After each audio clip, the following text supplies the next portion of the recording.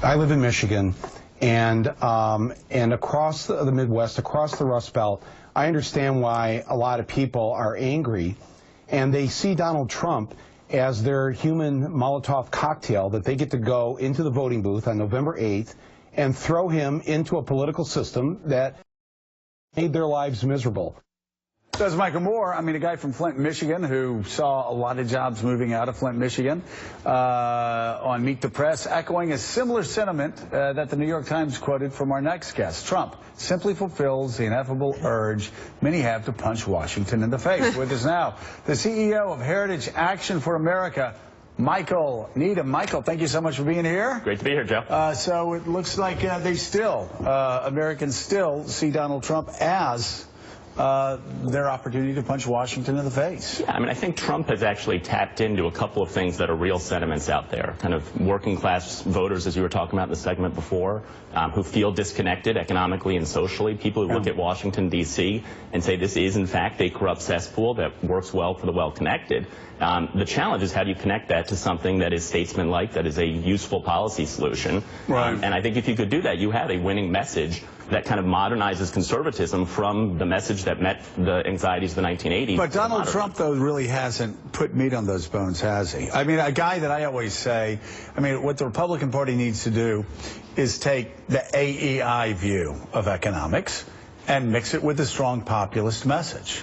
Because that AEI view, as much as we may have been raised on it, it's not going to win Pennsylvania. It's not going to win Ohio. It's not going to win these states that Donald Trump apparently is running pretty competitively in. Right. So I think what you just said explains a lot of the politics of the last 8 years on the Republican side. You have this kind of exogenous energy out there. People who are upset at Washington, D.C., people who feel disconnected in their lives, the children of Reagan Democrats who are actually different and face different problems than their parents did.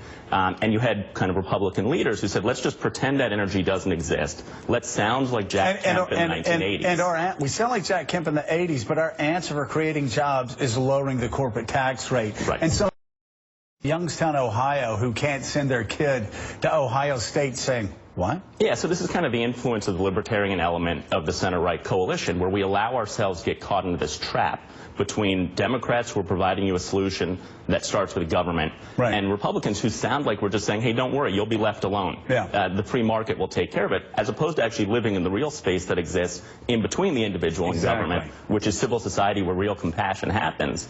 Trump is tapping into something, saying the energy out there can't be ignored. If we're going to be a successful political party, we have to live in the present and talk about the future.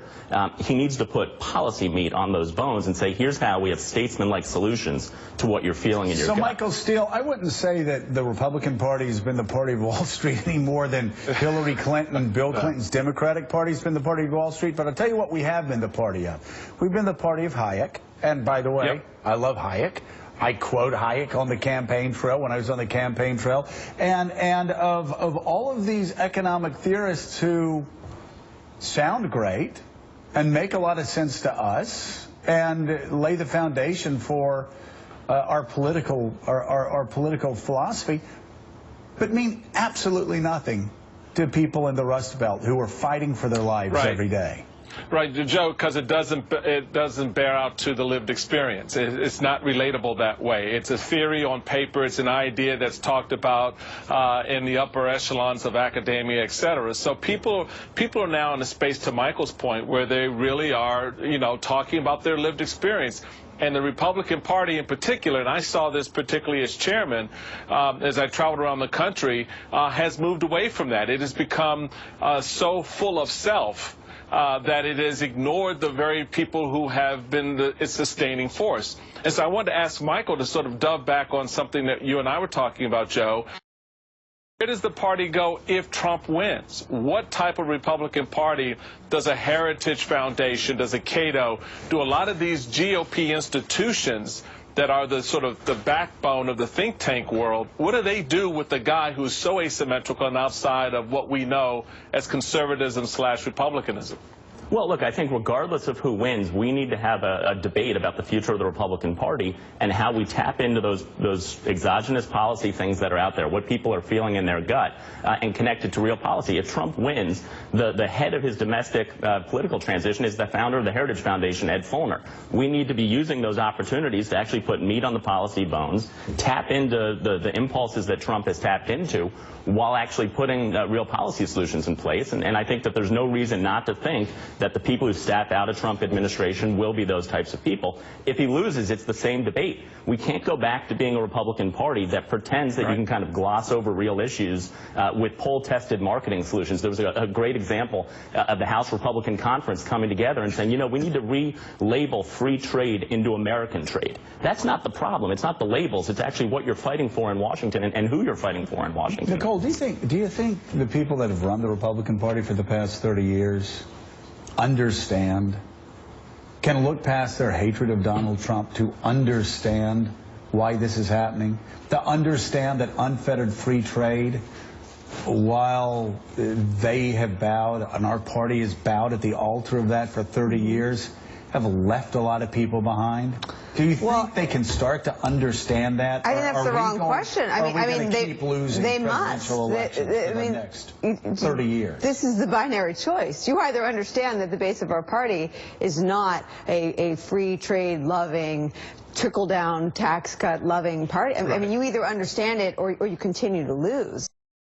And my question for you is, you uttered the word statesman twice, and I felt like my dogs feel when they run into the electric collar. Like, he will not become a statesman, so are you presuming he's going to lose, or are you saying that's a bar he has to cross? What is your personal take on whether Donald Trump can win and should win? He has to be a statesman, he won't. Sure, take aside the question of whether his personality and the way he talks is statesman. Like, you need to have solutions. We can't abandon our principles. But do you think he has to start acting like a statesman to win? Is that your personal bar? I think that every single day that Donald Trump spends not acting like a statesman and getting in this kind of nonsense from 20 years ago and 10 years ago is a wasted day where he's not connecting what people are feeling in their guts to policy solutions that can make their life better. So there are 5 weeks left. Going out and doing what he did Saturday night is just wasting an entire news cycle, 3 news cycles, talking about that, rather than talking about the real lived experience of working class Americans, about the fact that there are issues of nationalism that aren't the kind of ugly issues of nationalism, but are what is the right balance between kind of transnational economic integration and still being a great country. Washington is corrupt. Hillary Clinton and Bill Clinton have made fortunes off of playing the insider game of pretending to, of doing public service, but doing it also for private benefit. These are real issues. These are issues, by the way, that also exist on the right and in the Republican Party of people who have traded on their public service. To, look, I believe Trent Lott is an Obamacare lobbyist. Bob Dole is an Obamacare lobbyist. You have Tom DeLay out there making. There are all sorts of people on our side of the aisle who go to Washington so they can enrich themselves as well. These are real issues that Trump needs to be talking about. Everything else is a distraction that gives people reasons not to vote for him, as opposed to talking about those real issues and the ways that we can make life better.